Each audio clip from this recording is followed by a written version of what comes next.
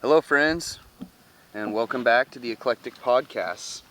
This is episode or volume 6 now, I believe. Sitting here with Joshua Charles Holbrook. I am Jonathan Crass. We're pleased to be here today doing this cast. We're pleased that you could join us, whoever you are. Now, in light of the recent tragedy of Mr. James Gandolfini passing, I would like to recite a poem for you, which I wrote. It's called Rhea Reflections. Why do we poop behind closed doors? Why do I hide it from you and yours? There are worse things, like the waging of wars. And I'll not hide my poo-boos anymore. I'll make them proudly, I'll stand erect. When I make my newest poo project, address the world like a pres-elect, while I make this poop, it's so perfect. Inconsistent diarrhea clay beckons us all, so come out to play. It leads us all wherever we may. Now I'm certain you've something to say. Realities, as you see fit. For your own sake, please don't force out that shit. Bending it with your will and your wit. Sometimes it's good to just ponder and sit in shit. Shit, shitty shit. Colon and consciousness, both held captive, while ghastly shat blasts spill straight out your asses. Tripping on balls and poop waterfalls. Will someone come get me if Darius calls? These words have just come, they roll off the tongue. There wasn't much thought. From the bung they just sprung. This ridiculous writing is nearing completion. Much like this filth, diarrhea, excretion. I've got to get going. I'll bid you farewell as I sprint to the bathroom with Rheas from hell. Thank you. Thank you. I think Mr. Gandolfini would be proud of that. Well, in his memory. If I had been privileged enough to have received an invite to his funeral, that would have been my eulogy, had they asked me to read one. It would have been a solemn eulogy.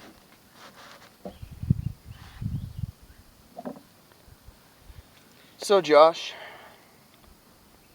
it's been about a week since our last cast. Give or take. Yeah, maybe a little bit less than a week, but what has been on your mind? Well, you know, the world still turns. We turn with it. And I guess one thing that has been on my mind has been kind of reflecting on how maybe events happen for a reason. Maybe bring into question, is there fate? Is there destiny? Is there predestination? Or do none of those things exist? Lately I've been thinking that yes, some events do indeed happen for a reason.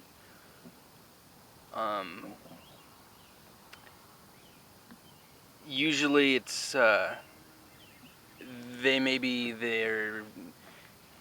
they seem negative at first, maybe some painful conflict, a failure, some lack of happiness that you have over some certain event in life later reveals itself to be instrumental in recalibrating the trajectory of your life. Yeah. And allowing you to arrive at a place that you could only couldn't even fathom about prior to said event. Would you agree? Yeah, I would. I mean, you hear stories all the time, people losing a job and something better opens up And that's not to say there aren't times of trial and tribulation. Sure. After losing the job, maybe searching for a job, running out of money, things like that. But if you persevere, it has the potential to get better. It's all about what we do in those times of trial, how we handle it. That's one of the things about life, it seems, that shit happens, you know. Bad things come along and blindside us, but it's not...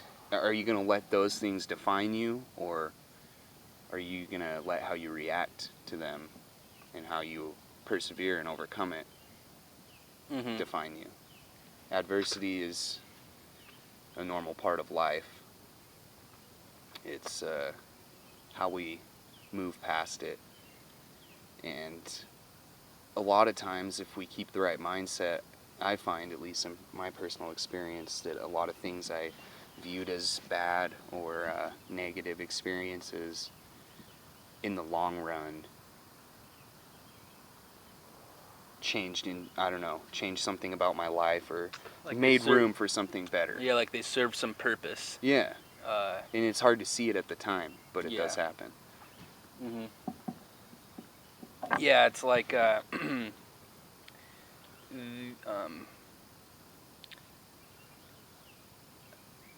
good things often come in mysterious guises, I think, and it's hard to really like plan out anything in life with any accuracy, because it's such a random like plethora, mixed bag of chance happenings and unpredictable events, that you can't plan anything out with any level of accuracy. You know, you can be prescient about some things, but for the most part, you can't predict anything. And there definitely seems to be some level of I don't want to say like blueprints or foundation or like a script to it all, because I think we do have free will in a sense, but I think there is, and this goes back to novelty theory, which we talked about, I think, in the the very first podcast, that there's kind of an ebb and flow to it, and there's free movement some way or the other, but there's kind of a general course that things are going. I think that we have the ability to consciously affect that and change it, and it's malleable to our will. But for the most part, I think that a lot of the times, some critical event, some like a lever point, like the point where like kind of the pendulum swings in the course of our lives, we don't recognize it for what it is at the time, but it really is like it exponentially, like the changes that occur after such an event that we see is just kind of a negative thing, just some fucked up situation maybe. Like we can't see like the exponential changes that will occur over time. After 2 days later, nothing's changed. You're still, mad, angry, sad, depressed, whatever it is. But, a year down the road, you'll see some change. 2 years down the road, you'll see more change. And in 10 or 15 years, it'll be like, whoa, that really changed the course of my life. And I'm thankful for it now. You know what I mean? Kind of like the whole butterfly effect thing. Yeah. And you have no idea how much some seemingly trivial decision might affect you in the long run. Kind of like going back to what you said about it, like tying into novelty theory with the kind of fate aspect of it, and yeah, that's an interesting topic in and of itself, because there is free will. I mean, obviously, but I don't know. I feel like to some extent too, there is fate, but it's not like that. It's not in that our lives are pre-planned and all mapped out for us or anything. It's just like again, kind of goes back to how we deal with things and stuff. And Mhm. I don't know, kind of like back to that analogy with the novelty theory that we talked about in, like, I think it might have been, the first or second podcast, one of the two. But there's like that ball like going down a spiral or something, and there might be some up or down, some Yeah. changes, but there's that final resting point. Yeah, every movement's not set in stone. Like, the movement is random, and it's, the ball has its own free will, so to speak. Yeah. But it's being pulled in a certain direction. Uh-huh. And, the force of gravity, gravity might be an analogy to time in a way. Mm-hmm. The course of our lives. Or these situations that come along and blindside us. Mm-hmm. It's kind of both, I would feel like. Yeah, it's an interesting concept. And I think one example that I wanted to bring up about maybe a seemingly catastrophic event that really we owe our entire existence to, seemingly apocalyptic event, was the asteroid that crashed into Earth 65 million years ago and ended the Cretaceous period and effectively sent the dinosaurs into extinction. At that point in our evolution, like, I'm no evolutionary biologist, and I'm not really sure, but I'm pretty sure that human ancestors at that time were very small mammals, like almost rodent-like creatures. Mm-hmm. And we wouldn't have, if it weren't for that extinction event and the ensuing total flip of the evolutionary, or the food chain Mm-hmm. being totally flipped upside down, with all the massive extinctions that happened, and the physical changes that occurred in, like, the ecology of the earth. Humans would have never even evolved. Like, nothing even close to humans would have never evolved. We wouldn't be here. Who knows what would be here if there, Yeah. But so, like, the symbolism that I'd like to draw here is, like, all of human existence, every action that any human has ever taken, any second by second moment that you've ever had in your life, you and me right now sitting here, everything was all, like, wrapped up in this ball of fire that was just hurtling down towards the earth 65 million years ago. That was everything. That was our entire life and fate, just cascading down from the heavens. Yeah. And some random chance. And now here we are. But I think that's like just like a prototypical example of some random, catastrophic event that we see that exponential change in that for the good. Mm-hmm. In Well, this for case, our it's good. dramatic because it's millions and millions of years later. Yeah. But that's just, like, I think that's a perfect example of the change that occurs with an event like that is not evident at the time. Uh-huh. Yeah, it's crazy. You touched on it a little bit. Like, without that catalyst, the asteroid coming, we wouldn't have evolved enough. I find it interesting that, like, we wouldn't have evolved enough for our ancestors, like, way ancient past, to evolve into monkeys, evolve into, bipedal beings, Yeah. and then evolving into the modern human. To sum it up, skipping a lot of steps, that would have never happened. What's crazy too is it took 65 million years to get to this state of evolution, Yeah. like, Well, it's a slow process. yeah, we can even go back further than that if we want to look at, like, from single celled organisms first Uh-huh. occurring, to the point we're at now, billions of years. It's been a few billion years that life's, got to the point it's at now. Mm-hmm. The diversity and the complexity of it. It's a trip. Yeah, big trip. So yeah, I mean, I think that tying that back into just smaller, subtle events in our lives, just kind of as a microcosm, is just a tiny fractal of that same concept. Yeah. That a lot of hidden course corrections come in mysterious ways, but I think that everyone should take comfort in that, because it definitely seems to be that when something like that happens, the change that does occur thereafter is always for the better. It's for progression and evolution, Mm-hmm. and that's kind of, I think it's almost a law of nature if you look at it, because it always does that, whether it's in our lives or whether it's biologically or geologically.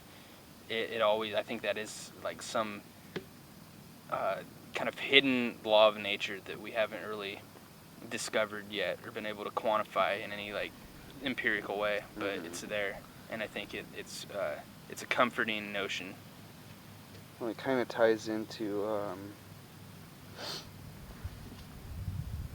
more, in my opinion, this has to do with things happening in our personal life, but the power of positive thinking in adverse situations that we view to be undesirable. If we can keep a positive outlook and, the right attitude through these times, whatever it may be, it has that potential for great, unexpected things to happen.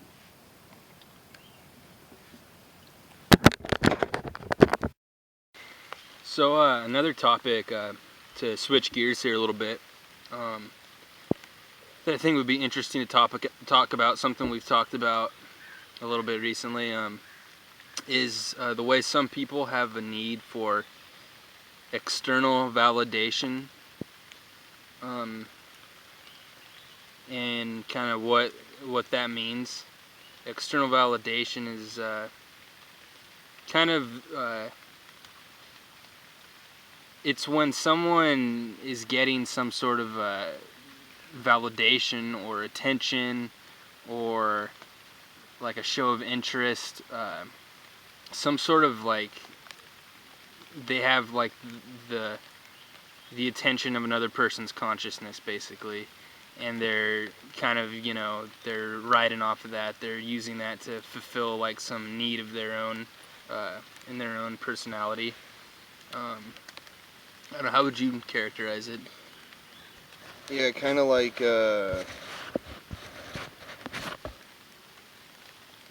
somebody gets a sort of confirmation from another person from having their attention, or maybe it's a workplace thing where somebody pats you on the back or whatever. Something that confirms that you're doing the right thing. Yeah. Yeah, what do you think is like, because it's obvious to see that like it's pretty widespread, I think a lot of people do it to a certain extent. They have that need for external validation, but what do you think is like the root cause of that? What do you think is like the genesis within people's like psyches that make them need to like reach out and get this attention from other people? Maybe it's just kind of, I don't know, I think that humans are a social species, a social type of being, and I think our natural environment, so to speak, our habitat is in communion and, connectivity with others. Mm-hmm. I think that's probably a large part of where it stems from. Yeah. Yeah, I think that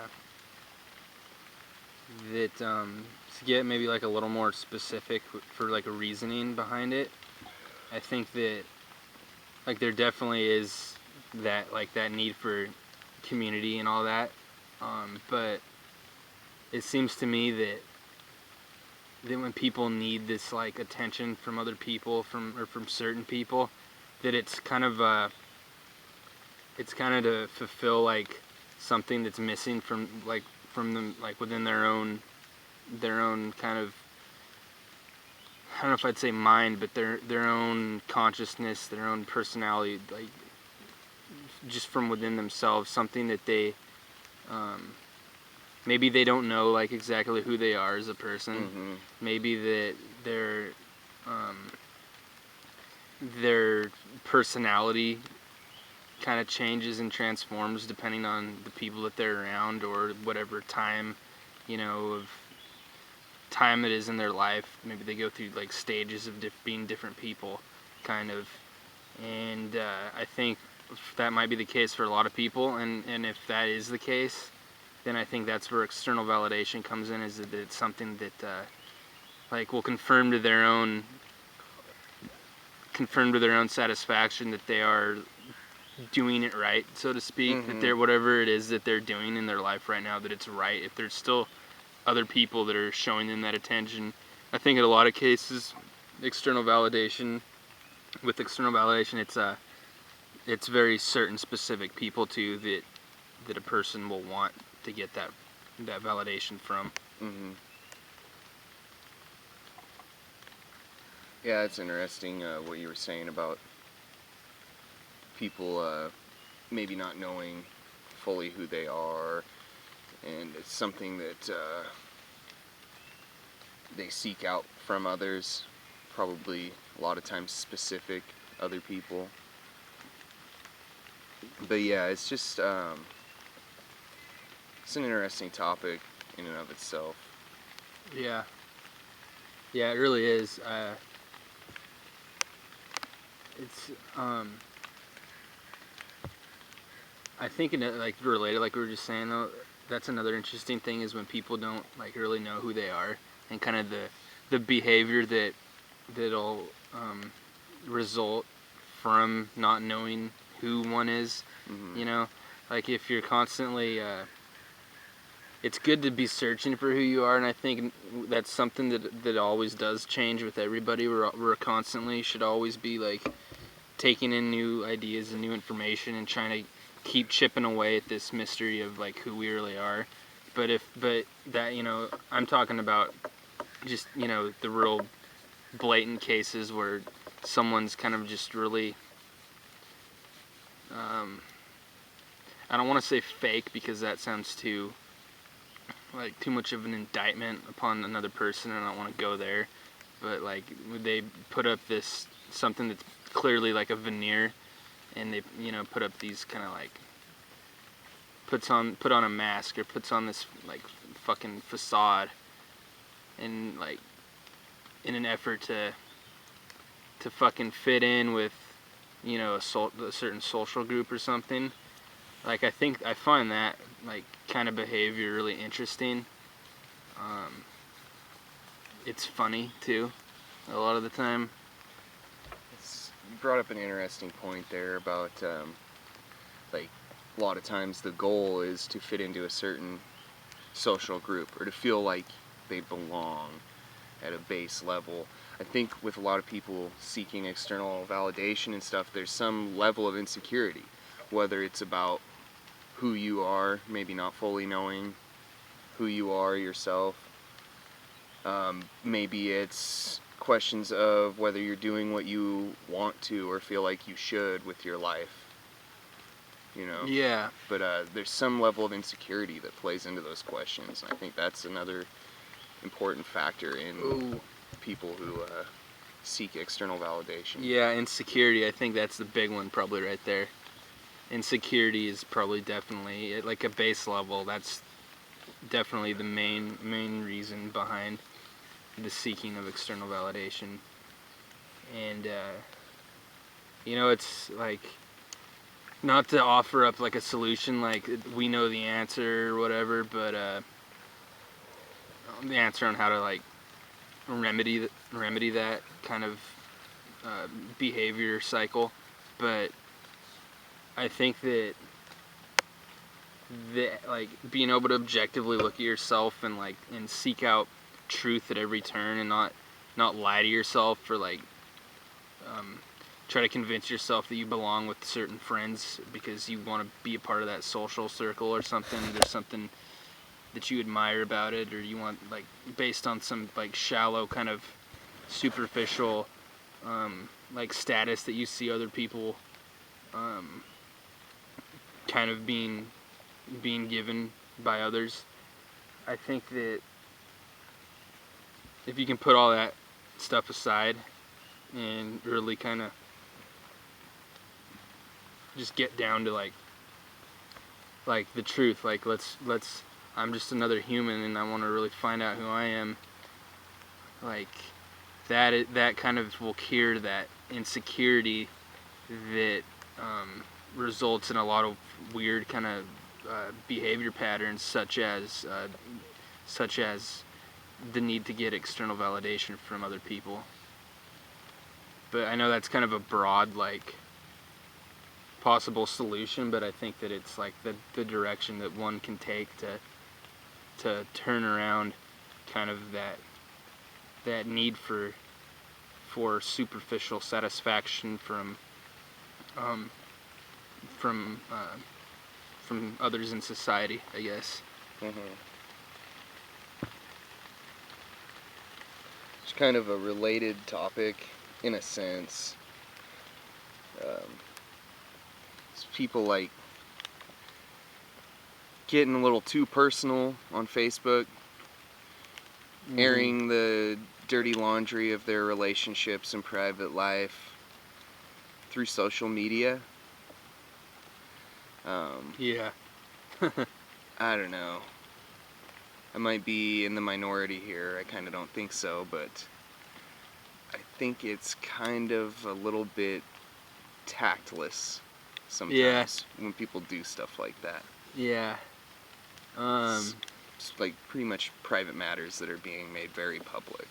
Probably for a certain reason. For the external validation. Yeah, exactly. Or they want, I think, revenge. A lot of it plays into it because empathy or something. From Empathy, other people. yeah.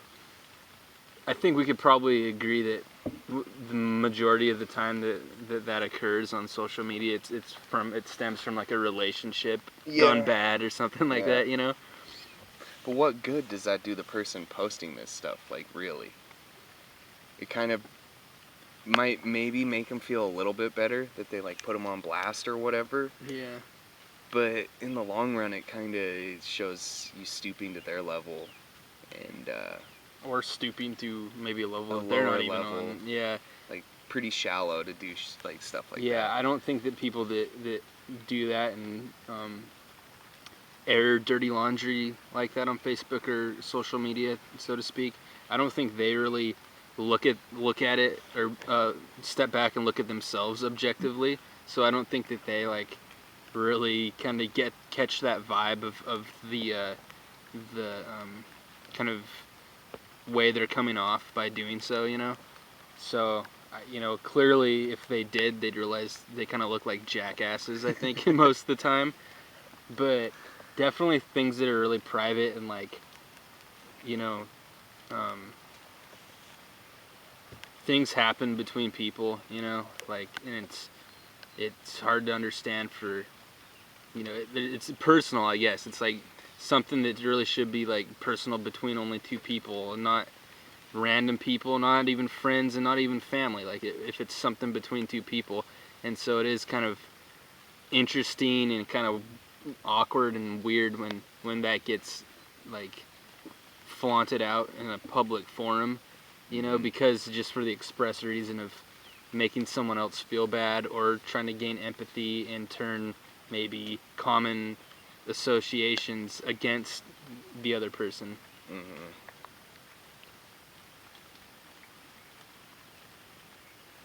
Yeah, it's just kind of a interesting concept to me. It's like the motivations behind why people think that's a good idea. Yeah, it beats me, really.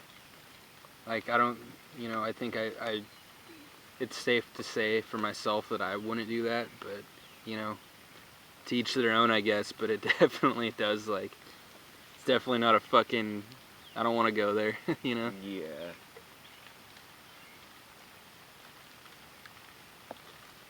Kind of something that ties in with external validation.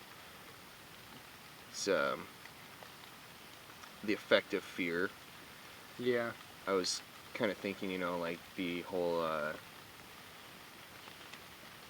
idea that external validation is sought by people with insecurities and people who just want to belong or whatever. That kind of ties in with the fear concept and stuff. Yeah, I think you're right. I think that there's, like, I think we were talking yesterday just in a conversation, but I think that weren't we talking about how, like, people have kind of an irrational fear that kind of just looms over them kind of day to day. Like this fear of what? This fear of what is it? What are they afraid of? There's just this fear of I don't know if it's fear of the unknown or fear of not fitting in well enough to society, fear of not making it in society's terms, career-wise, relationship-wise. But there always seems to be like this ever-present fear that everyone has, and I'm sure it takes a little bit different forms with everybody. But generally speaking, like there's this kind of like fear-based motivation. I think it dictates a lot of people's decisions, like life decisions, are based on like fear rather than like an objective like analysis of their life. Mm-hmm. Well, and some people, I think it seems like, have definable fears, and it's a little different from each individual to the next. But some people have like indefinable fears. They're just afraid and paranoid. Yeah. For no real good reason. Which kind of brings me back to the like overall effect of fear on individuals. I think it has two primary effects. Is it can either paralyze the person to where they're so frightened that they just don't want to take action, they don't think they can, or whatever. Yeah. Or it can motivate change. Yeah. That's like the positive side of it, I guess. Yeah. You can either let it consume you or kind of dictate your own terms. Yeah, and I think, again, something that we've always kind of been talking about is that fear of change that seems very present in society. Yeah. And I think that, sadly, more often than not, it's that fear of change. And not, I think that maybe for a lot of people, maybe for most people even, that fear of change is kind of that undefinable fear, kind of, but it's hard to, like literally, it's hard to define. It's hard to like, objectively see that quality that we're afraid of, like a monumental change in our lives, or like true evolution into like a different way of living and thinking that in the long run I think would make people a lot happier if they were to undergo. But it's that, like, that fear like keeps them from making any changes or any efforts to kind of like break out of the cycle that they're in, or whatever the case may be. But it's definitely like that fear, and I don't know what do you think, like, is like, what's your advice for someone like to not be afraid anymore? I don't know, is that something that is easy, or is it a really complicated thing? Well, I don't think it's easy, and it probably is complicated, but there's probably also a reason. The indefinable fears, I think, is kind of like maybe something that's in our DNA. It's an instinct at this point. Yeah. Back when we evolved on the grasslands of Africa, Yeah. the fears were a little different back then. It was oh, the predator's gonna come kill me, you know, how am I gonna eat today, how am I gonna seek shelter for the night. Now it's kind of just replaced with the stressors of everyday life, like, I think stress kind of is a manifestation of fear. Absolutely. Yeah. So, I don't know, my advice, I guess, it's not easy, and it's maybe a necessary thing, but the thing is to ask the question how we're going to let the fear affect us. Mm-hmm. Are we going to live in constant terror and not change anything, or are we going to let it motivate us to maybe get to a better situation, a better state of mind, or whatever? Yeah. I guess my advice to those people would be that there is no real easy way with that, but perhaps like meditation Yeah. would be helpful in overcoming fear. Yeah. It seems like going back to what you were just saying, like I think stress manifesting itself, or fear manifesting itself as stress, that's like a common thing today. I think that we mistake fear for stress a lot of the time. But when you were saying like about how maybe it's something that is ingrained in our DNA from our evolution, like, well, there was that DNA from, prehistoric times, and when, we haven't, according to, scientists, evolutionary biologists, we've had the same brains that we've had now and the same biochemistry and everything for up to possibly 1,000,000 years ago. Who knows, really? But it's been a lot longer than there's been civilization. So it's just been like a blink of an eye. It was just like, it was a day ago, basically, biologically speaking, when we were like in caveman times. And it always was that like that constant fear of, where's our next meal coming from? Am I gonna have shelter tonight to survive? There's predators. My children are, dying off like flies, and it was just real animalistic, and like, and it was such a fear-based life. Every day there was just 100 fears about everything. You had to be fearful of starving, of being mauled by a predator, of having shelter, just whatever, And I think that maybe it's funny now that we still might have kind of remnants of that, like psychological, just ingrained within our DNA, within our minds. And the world looks so different now for humanity, that we're kind of having this kind of weird transition, like this kind of conflict, like where we haven't really, like, our biology hasn't caught up to our technology, like our physical minds haven't caught up to what our minds can create, like the civilization we've created, like the comfort of like a middle class American life, and all the your bills, all the like the official kind of demeanor that everyone carries themselves with, when in fact it's like we're still struggling with these like prehistoric like qualities to our very fucking blood, to our DNA, and it's like causing kind of like that, like this weird conflict in people on a personal basis, or like an emotional basis. Yeah. I mean, like, just look at that short snapshot of time that, like, the evolution took for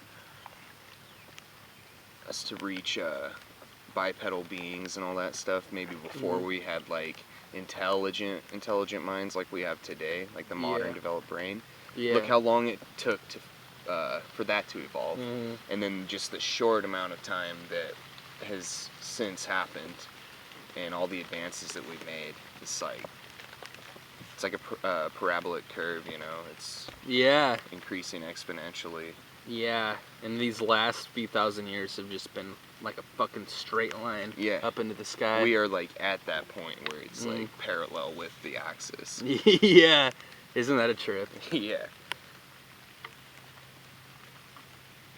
Yeah, it's truly like, it's too much really for us to grasp. I think how lucky we are that we were born at this time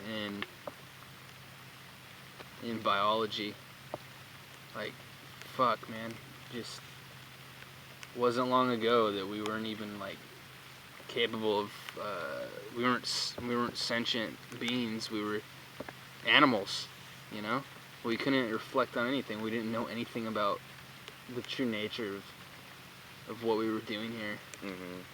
And it's changed so dramatically and so fast that I think it's kind of a lot of the emotional problems that people face in our society, like especially like a lot of young people, like teenage girls, and just all, you know, the drama and all the emotional stress and bullshit that's out there.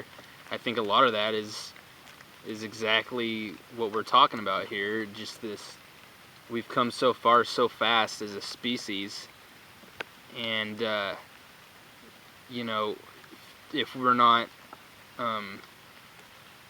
aware of that, if we're so caught up in our little society, in our little routine, that we're not aware of the grand picture of where we've come from, literally moments ago, biologically speaking, like there's a disconnect there. Mm-hmm. And I think that manifests itself in fear, and, you know, all these emotional stresses and problems and shit. And it's like, if you can take a step back and look at the whole big picture, I think that it would, you know, it's a boon. I think it'll really help people with a lot of these emotional problems, because they shrink by comparison, you know, to the grand picture, you know, Yeah. of what the fuck we really are doing here. Yeah, and it's kind of like we were talking about yesterday. There's some kind of spiritual or enlightening element to psychedelic experiences and Sure. meditating, although it's more difficult to obtain with the meditation techniques. Yeah. But there's something that is gained intellectually and from a perspective standpoint when having experiences like this. Yeah. And it kind of makes it interesting too, like to look at interactions every day with people, like this disconnect that everybody has. Like, people walk around doing their daily business and nobody ever really talks to each other. Yeah. Like, I mean, hey, how's it going? Blah blah blah. Yeah. Small Back talk to is the small exchanged talk, here and yeah. there, but what really, I don't know. It's crazy to look at that disconnect that everybody has. Like, so much would be solved, I think, if people just talk to each other. Yeah, well, yeah, sometimes. absolutely. If we had like fully realized communication, I think a lot would change in this world. Well, I think we're gonna have to call it here. We're getting rained out. Yeah, we're getting pissed on pretty brutally right now, as is life in Grace Harbor, you know. But we'll get back to some of these topics on the next one, so stay tuned. Thank you for joining us. Have a great day. Thanks. Bye.